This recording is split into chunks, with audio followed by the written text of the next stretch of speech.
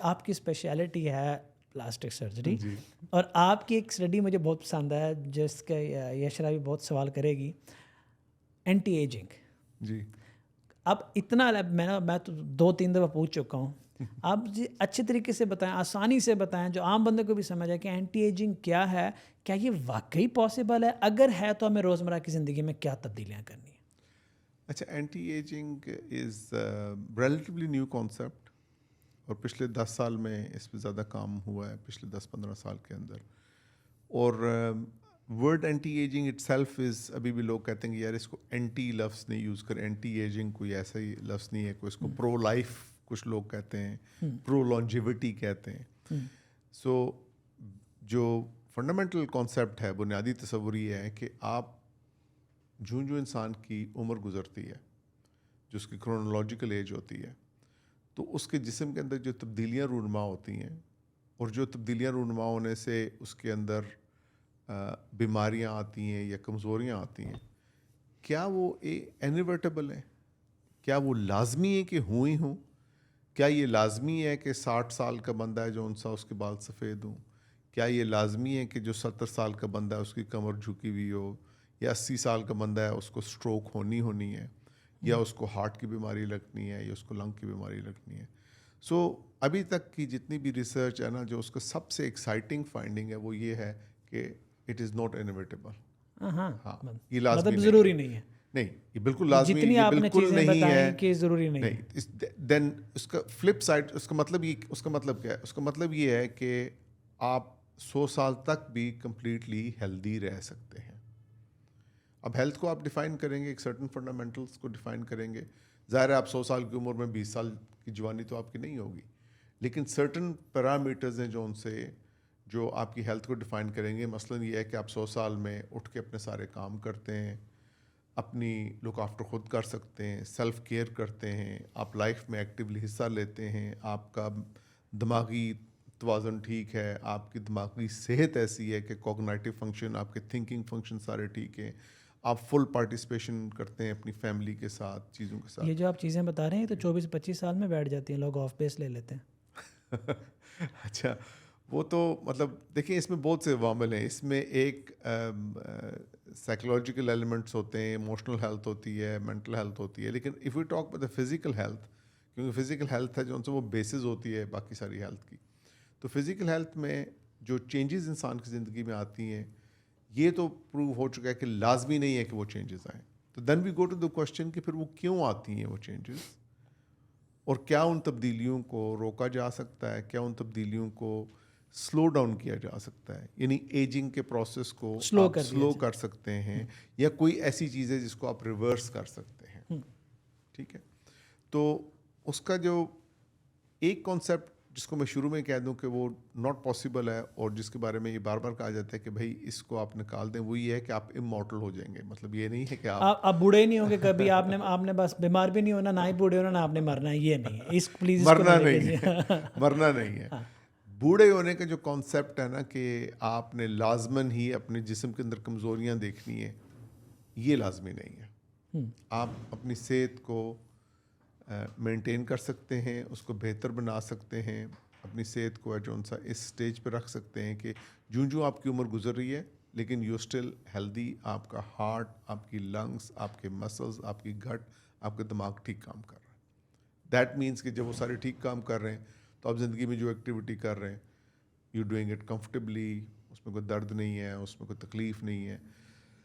तो ये basic fundamental concept है जो हमें पिछले 15-20 साल की रिसर्च से मिला है, और जिसको कहा गया है कि भाई ये पॉसिबल नहीं है। तो so what can we do to reduce it?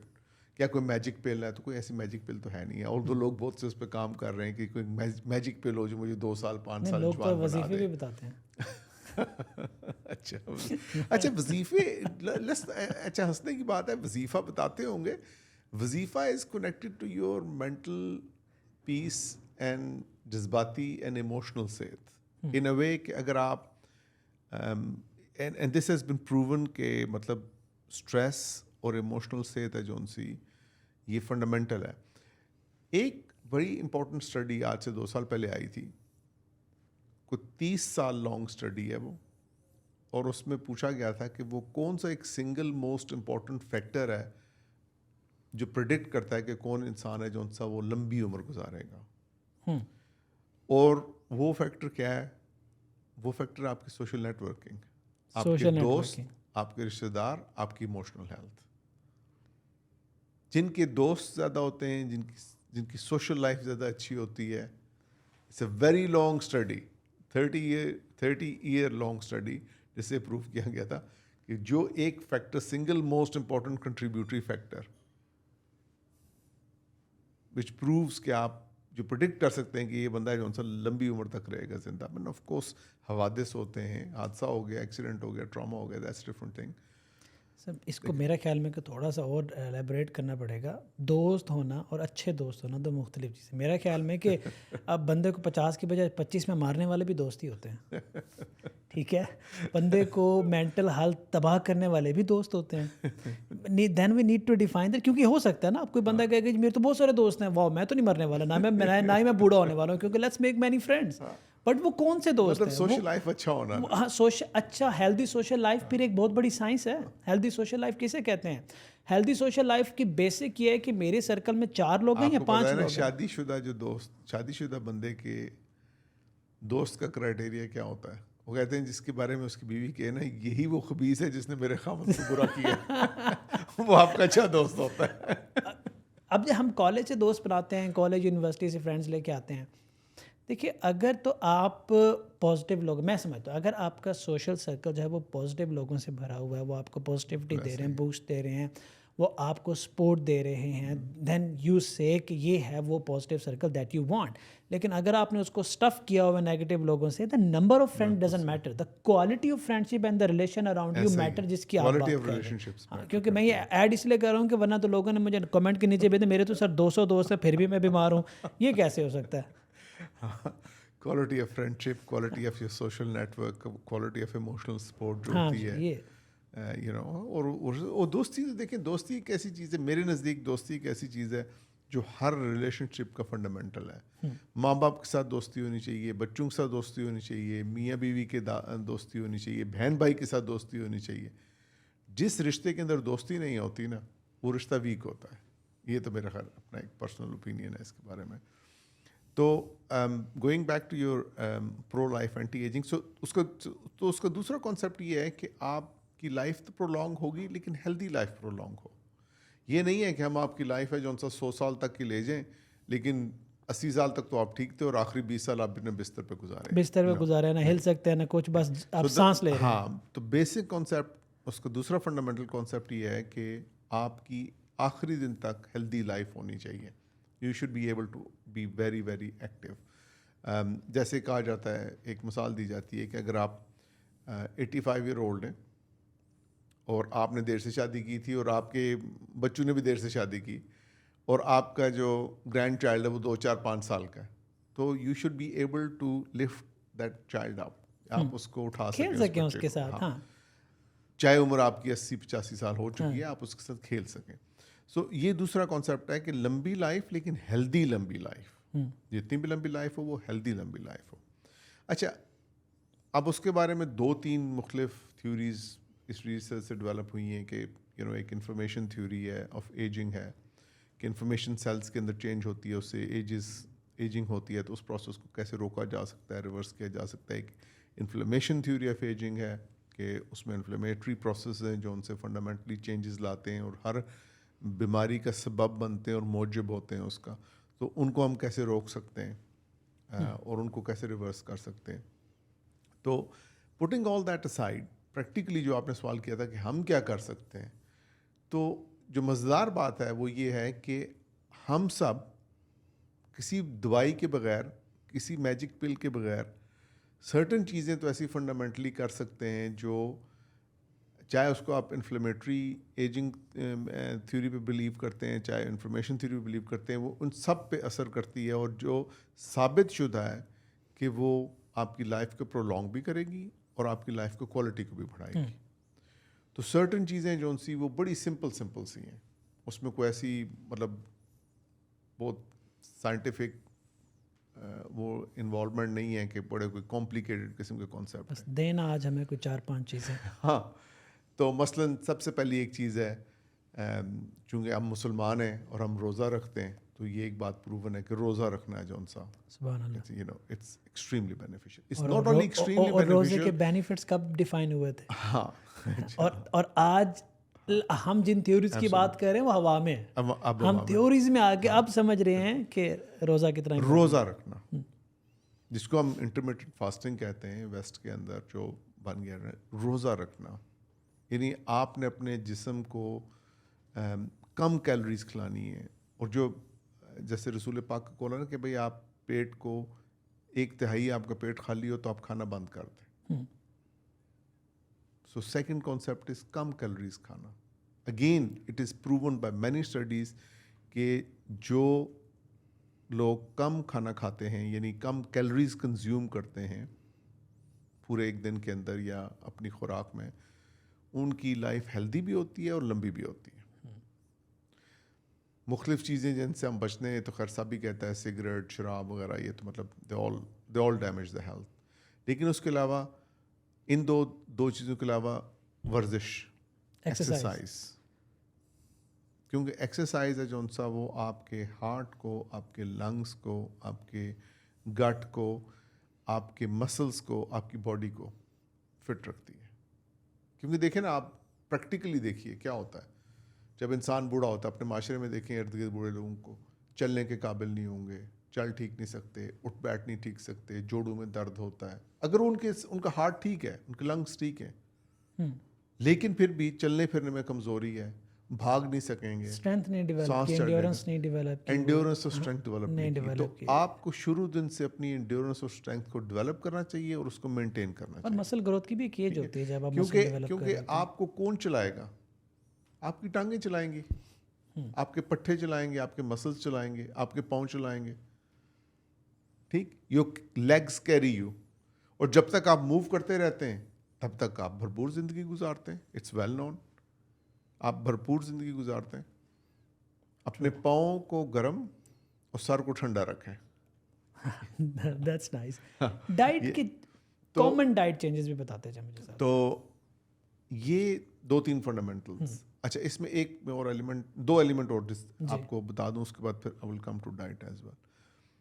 एक है स्ट्रेस, नफसियाती दबाव, उसको मिनिमाइज करना चाहिए। वो नफसियाती दबाव वो फिजिकल चेंजेस लाता है आपकी बॉडी में, जिससे आपके सेल्स डैमेज होते हैं और जिससे बुढ़ापे की अलामात आती हैं। और आपने सुना होगा ना यार, इतना नफसियाती दबाव, इतना स्ट्रेस है, बाल सफ़ेद हो गए, बट इट्स कॉमन। आप चले जाएं, आपको पता है कि हम ये स्लम्स चिल्ड्रन के साथ काम करते हैं, स्कूल खोलते हैं, उसमें गरीब बच्चे आते, गरीब माँ बाप आते हैं। मैं आता हूँ इस तरफ भी। आप यकीन करें कि मतलब ऑल्दो आई नो इट, लेकिन फिर भी उसके बावजूद मुझे बंदे मिलते हैं जो 40, 50, 60 साल का नज़र आता है। उम्र पूछते हैं आप उसकी तो वो 30 साल का होता है, क्योंकि उसके ऊपर दबाव इतना है, नफसियाती दबाव इतना है, जज्बाती दबाव इतना है।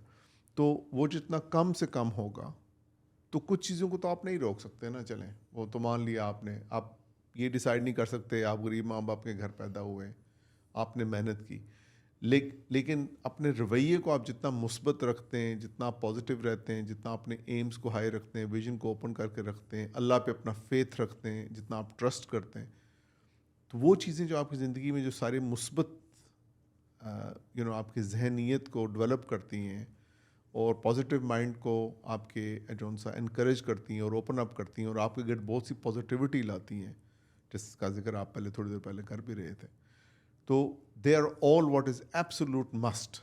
ये इतना ही मस्ट है जितना मैंने आपसे रोज़े की बात की, जितना मैंने आपसे कैलोरी रिस्ट्रिक्शन की बात की, जितनी एक्सरसाइज की बात की।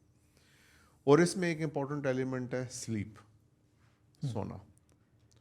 क्योंकि जब आप सोते हैं तो आपकी बॉडी रीजनरेट करती है। एंड अगेन इसको प्रूव, तो ये अब आप देख लें, अब इसमें आप कोई आपको मैजिक पिल नहीं है, कोई मैजिक नहीं है, ठीक है, कोई पैसे भी नहीं खर्च हो कोई रहे। नहीं, वजीफ़ा पढ़ना है, नमाज पढ़नी है, अल्लाह से दिल लगाना है, आपने अपना सोशल नेटवर्क अच्छा रखना है, फैमिली लाइफ को मुस्बत रखना है, अपने दोस्तों से आजकल ये जो हमारी ज़िंदगी में मुख्तलिफ अवामिल है ना, जिनसे चिड़चिड़ापन, गुस्सा आ जाता है, अगर आप इनको ब्रेक डाउन करके देखें तो किस पे है? जब आपको कोई मटेरियल नुकसान होता है ना तो उस पर लोग गुस्सा करते हैं, जब आपको मटेरियल सक्सेस नहीं होती है तो उस पर लोग गुस्सा करते हैं, चिड़चिड़े होते हिडन हैं। मोटिव्स आपके पूरे हाँ, ना हो तो आपको हाँ, गुस्सा आएगा। हाँ, ठीक है। आप अपनी इस मटेरियल लाइफ को अगर सिर्फ मटेरियल सक्सेस के लिए गुजारते हैं तो फिर वहीं से आपकी ज़िंदगी भी छोटी होती है और वो ख़राब भी होती है, आपकी फ़िज़िकल सेहत भी ख़राब होती है। आप हमारे मुल्क पाकिस्तान के अंदर आप देख लें कितने मल्टी बिलियनर्स हैं, वेल नोन हैं, सियासत में हैं, ऐसे किरदार मौजूद हैं वेल नोन जिनका नाम हर पाकिस्तानी को पता है, जिनके पास अरबों रुपए नहीं है, अरबों डॉलर हैं। और वो लोग खुद आके अपने टीवी इंटरव्यूज़ में ये मान चुके हैं, एडमिट कर चुके हैं, बता चुके हैं कि उनका खाना दिन का क्या है, जो वो खाना एंजॉय नहीं कर सकते। वो लाइफ में जो नॉर्मल लाइफ एक्टिविटी होती है जो इंसान सेवर करता है वो नहीं कर सकते। तो उनके अरबों डॉलर का उनको क्या फ़ायदा? सो इट्स वेरी इंपॉर्टेंट, सोना, अच्छा सोशल नेटवर्क रखना, एक्सरसाइज करना, अपनी बॉडी का ख्याल रखना। देखें एज अ मुसलमान तो वैसे भी हमें, हमारा बेसिक एक बिलीफ है कि अल्लाह ताला ने ये हमें ज़िंदगी, लाइफ, इसमें बॉडी, इसमें हर चीज़ ट्रस्ट के तौर पे दी है ना। ये आपको जो ये बिज़नेस मिली है ये आपके रिज़्क में है, ये जो आपके दोस्त आपके साथ काम कर रहे हैं, लड़के लड़कियां, बच्चे, पढ़े लिखे लोग जो आपके साथ लिंक्ड हैं, जो आपको जो आपके रिस्क में हिस्सा बढ़ा रहे हैं, आप उनके रिस्क में हिस्सा बढ़ा रहे हैं, ये सब आपको ट्रस्ट के तौर पे मिले हैं क्योंकि आप इस कंपनी के CEO हैं। उन सब का ख्याल रखना आपका काम है। तो इसी तरह अपने जिस्म का ख्याल रखना, अपनी रूह का ख्याल रखना, ये भी आपका फ़र्ज़ है।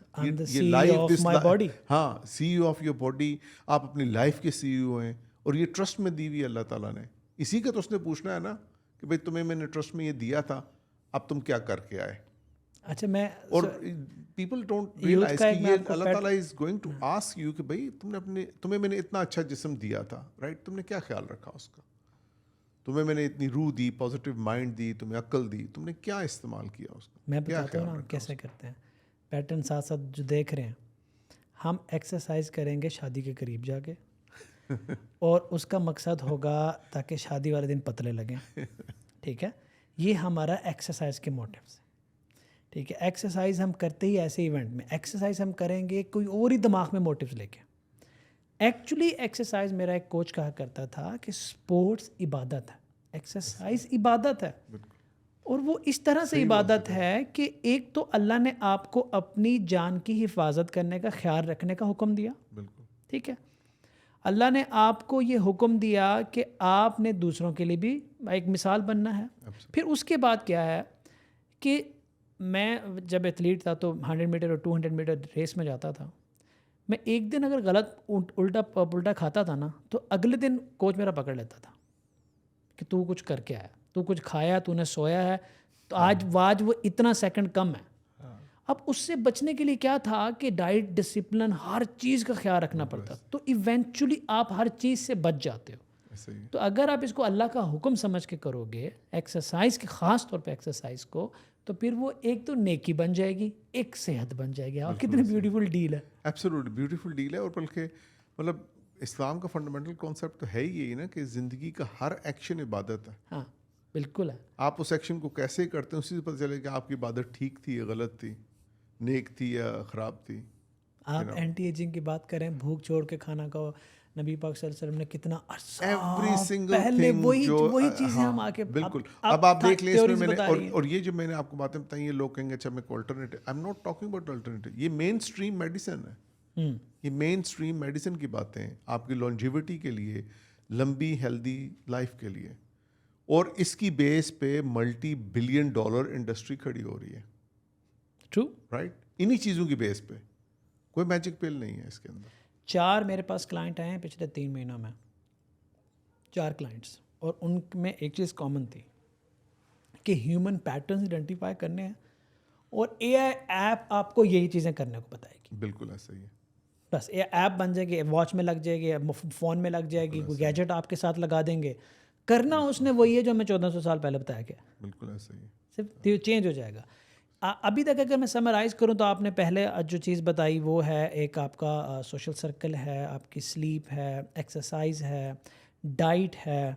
ठीक है, डाइट में अभी आपने मुझे डिसिप्लिन बताया, मैं डाइट नहीं कहूँगा उसे, मैं डाइट में डिसिप्लिन नहीं कहूँगा, क्योंकि डाइट अभी आपने बतानी है कि क्या चीज़ें ऐसी हैं जिनको खाने से इफेक्ट हो जाता है। अब डाइट पे आ जाता है कि कंपोनेंट्स हमारे बुरे हो जाते न्यूट्रिशन, अच्छा न्यूट्रिशन में इंटरेस्टिंग चीज़ है। मैं आपको अपना वाक़या सुनाता हूँ कि मेरे वालिद अल्लाह उनको जन्नत नसीब करे ही, वो उनको मीठा खाने की बहुत ज़्यादा आदत थी। हैं। और वो बताते हैं कि जी बचपन में हमारे पास हमारे घर में गुड़ की बोरियां रखी होती थी और हम जाके वहाँ से अंदर खाया करते थे, वहाँ से मीठा खाने की। यानी इस हद तक आदत थी कि उनके लिए जो चाय बनाते थे लोग, जिनको मालूम नहीं था, वो कहते थे कि हम चाय के अंदर चीनी हो जाए, चीनी के अंदर चाय डाल देता हूँ इस हद। तो उनकी वजह से मुझे भी, मतलब I had this habit as well, चीनी मीठा खाने की। सो मीठा खाने की तो मुझे इतनी आदत नहीं थी, बट मोर देन दैट मुझे चाय में चीनी डालने की आदत थी। एंड मैं 10 कप चाय के दिन में पीता था और 4-5 कप चम्मच चीनी उसके अंदर। And what I have come to realize now, not realize but जो मुझे नॉलेज मिला है उसके बारे में पढ़ने से और उसके बाद, और जो नई एजिंग की थ्योरीज आई हैं और जो रिसर्च हुई है, वो उससे ये साबित हुआ है कि एक्चुअली प्योर शुगर और रिफाइंड शुगर है जो सा ना, it's almost like a poison for human body. जहर। इट्स ऑलमोस्ट लाइक जहर। रिफाइंड शुगर और वाइट शुगर की बात करें, यहाँ तो शुगर माफिया ही पाकिस्तान में इतना बड़ा है और मिठाइयाँ इतनी चलती हैं कि इसके बारे में क्या बात करें, लेकिन this is reality. True. This is such a big reality कि एक जर्नलिस्ट है, उसने बुक लिखी है कि ये जो फैट के अगेंस्ट मुहिम चली थी 80s 90s में, और कोलेस्ट्रॉल के अगेंस्ट मुहिम, जिसको आप पाकिस्तान में कहते हैं यार ये चर्बी ना खाओ और ये ना खाओ, ये basically it was funded by sugar lobby, जो शुगर को तो प्रमोट करते थे बेताशा और उसके नुकसानात को नहीं बताते थे, और फैट के नुकसानात को बताते थे। तो लोग, आप समझते थे कि यार मैं जंक फूड ना खाऊं, मैं ये चर्बी ना खाऊं, मैं मोटा हो रहा हूँ, लेकिन that was not what was happening. It is sugar which makes you fat. It is sugar जो फैट में कन्वर्ट होती है और डिपॉजिट होती है। तो होता ये है कि चूँकि चीनी खाने की या शुगर या मीठा खाने की आदत है जौन सी, वो मोस्ट इंसानों में काफ़ी ज़्यादा होती है। हमारी सारी पूरी ह्यूमन सिविलाइजेशन के हर कल्चर के अंदर ये आदत है।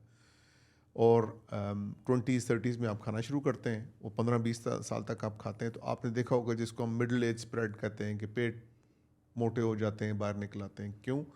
क्योंकि आप जब उस फैट को, जो आप चीनी खा रहे हैं, फिर उसके बाद जो सेडेंट्री लाइफस्टाइल है उसमें आपने उसको कंज्यूम नहीं किया, क्योंकि आपने ज़ाहिर और चीज़ें भी खाई, चीनी के अलावा आपने खाना खाया, आपने प्रोटीन्स खाई, मतलब दिन में 3 खाने खाए। अच्छा, this is interesting, human body is not made for 3 meals. इसीलिए आप देखें ना, 2 वक्त की रोटी हमारे यहाँ कहा जाता है, क्योंकि किसी ज़माने में 2 वक्त की रोटी के रिवाज से ना, कहते हैं 2 वक्त की रोटी नहीं मिलती। वाई? क्योंकि रोटी, क्योंकि खाने का रिवाज ही यही था, मॉर्निंग एंड इवनिंग। हमने कहीं नहीं पढ़ा कि 6 वक्त की रोटी नहीं मिलती। तो ये मॉडर्न लाइफ है जौन सा, उसमें जब पैसा ज़्यादा आया और लोग फारिग हुए तो उन्होंने बीच में खाना शुरू कर दिया। वरना तो आप सुबह खाते थे, आप शाम को खाते थे खाना। तो एक्स्ट्रा हीटिंग जो हैबिट्स आई, उससे फिर आप समझते हैं कि यार मैं मोटा हो रहा हूँ, मैं शायद कैलोरी ज़्यादा खा रहा हूँ। ठीक है, आप कैलोरी ज़्यादा खा रहे हैं, मोटे हो रहे हैं, लेकिन अगर आप वो चीनी ना खा रहे हो और वो मीठा ना खा रहे हो, चीनी से मुराद सिर्फ शुगर नहीं है, चीनी से मुराद कार्बोहाइड्रेट स्वीटनर्स की, हाँ नहीं, कार्बोहाइड्रेट फूड है जिसमें आपकी बाकी कॉम्प्लेक्स कार्बोहाइड्रेट्स भी आ जाते हैं, लेकिन इसमें रोटी, चावल, पास्ता, ये सारी चीज़ें आ जाती हैं।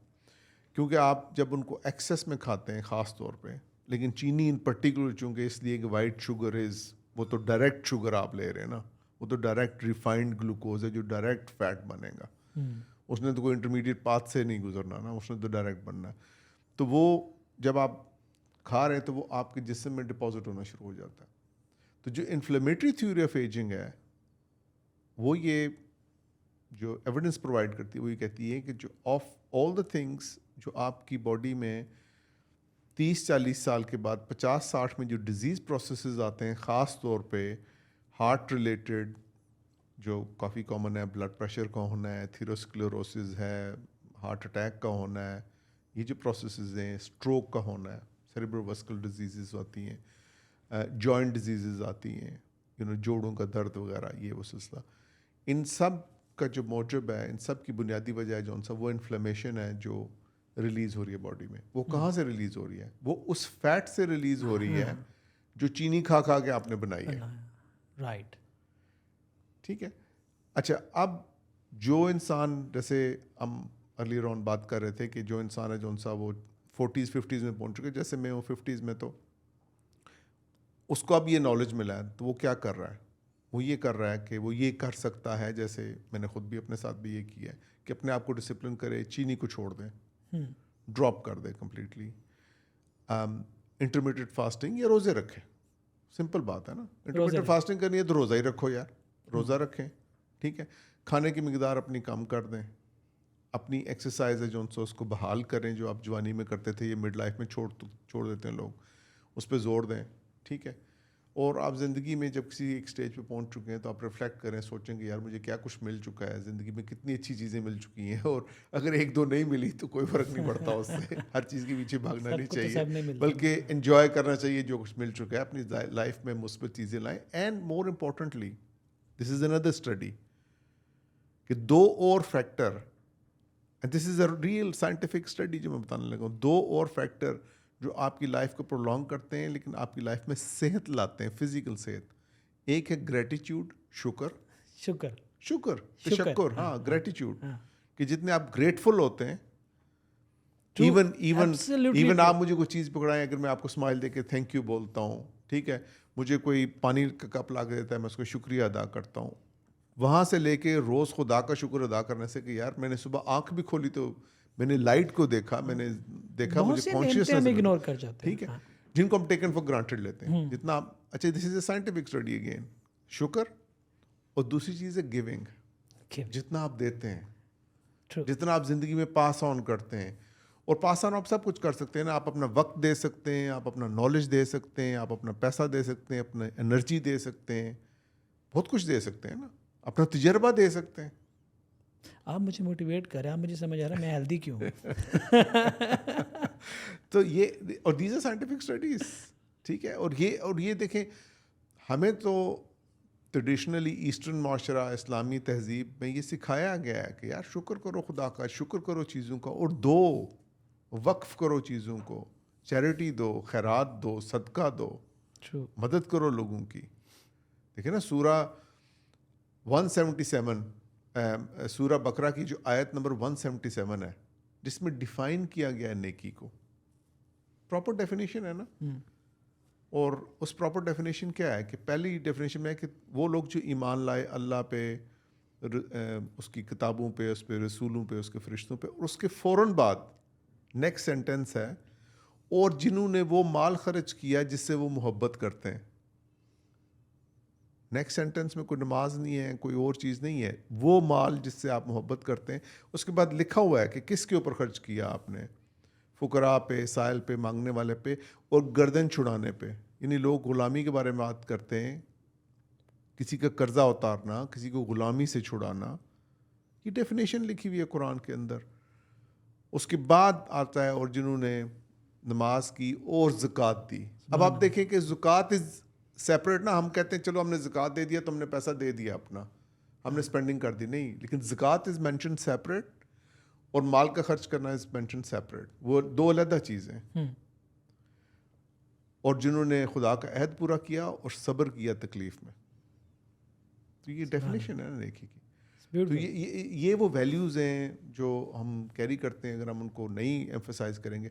और यही वो वैल्यूज़ हैं जो आपकी साइंस आजकल साइंटिफिक स्टडीज़ करके प्रूव कर रही है, अभी एंटी एजिंग का पार्ट बन रही है। बल्कि आजकल एक इंतहाई इम्पोर्टेंट जो मेडिसिन में नई डेवलपमेंट हो रही है पिछले 5 साल के अंदर ख़ास तौर पे, वो ये है कि गट की हेल्थ, कि आपका मैदा कितना ठीक होता है। और आपको पता है सारी हमारी जो ट्रेडिशनल ईस्टर्न मेडिसिन है वो रिलेट करती है मैदे से, कि मैदे से ख़राबियाँ पैदा होती हैं। And now it is being proven by modern scientific studies कि गट की जो आपकी हेल्थ है, गट के अंदर जो बैक्टीरिया है, वो आपकी नफ्सियात तक को कैसे असरअंदाज होता है, आपकी बॉडी को तो असरअंदाज होता है, आपकी नफ्सियात को और आपकी पर्सनैलिटी पे कैसे असरअंदाज होता है। तो आप अपने मैदे का कितना ख्याल रखें। हम क्या करते हैं कि हम जब सोते हैं तो तो हम हर चीज़ को रेस्ट देते हैं, लेकिन रात को मैदा खूब काम खा के कर रहा सोते होता हैं और मैदे को काम करने देते वो हैं। दिन में भी भाई कर रहा है, रात मैदे में भी को काम भी कर रहा है। 12 घंटे आराम की ज़रूरत है ताकि वो रीजनरेट करे। It is the fundamental of guts health. और वो कि तब वो आराम करेगा जब उसके बिल्कुल। अंदर प्रोसेस करने को कुछ नहीं, आपको ने थोड़ा उसको खाली छोड़ा। हाँ, आप शाम को 7-8 बजे अगर खाना खाते हैं तो प्लीज़ उसके बाद आप खाना मत खाइए, पानी पीजिए, ग्रीन टी पीजिए, शुगर मत मिलाइए उसके अंदर, ठीक है। कॉफ़ी पिएं, चाय पिएं, कोशिश करें कि आप दूध भी ना पिएं उसके अंदर और चाय भी ना डालें ताकि इंसुलिन की स्टिमुलेशन ना हो। और उसके बाद आप सो जाएं, 7-8 घंटे की नींद करेंगे, सुबह आप आराम से उठेंगे, 8-9 बजे आप दोबारा शुरू करें। सुबह सुबह आप पानी पीजिए। अच्छा, दिस वन मोर थिंग, पानी पीने से मुझे याद आया, this is my own research now by the way, कि लोग अक्सर कहते हैं कि 2 लीटर वाटर इसेंशियल, लेकिन आई थिंक कि the least amount of water you should drink is 3 litres.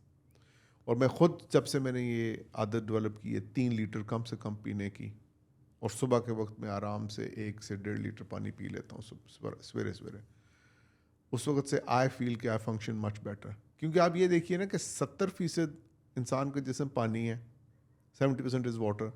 तो ज़ाहिर है ड्राई जब होता है सेल, पानी नहीं होता तो हर सेल का फंक्शन ख़राब होता है। तो आपकी बॉडी के फंक्शन को ऑप्टिमाइज़ करने के लिए जो बेस्ट तरीके से वो काम करेगा जब वो पानी के अंदर होगा। यानी this is why if you look at the ageing की जो सारी स्टडीज़ हैं, आप देखें वो नोट करती हैं कि जितने पानी में रहने वाले एनिमल्स होते हैं उनकी लाइफ भी हेल्दी होती है और लॉन्ग भी होती है खुश्की पे रहने वालों से। हाँ, इट्स अ प्रूवन थिंग ना।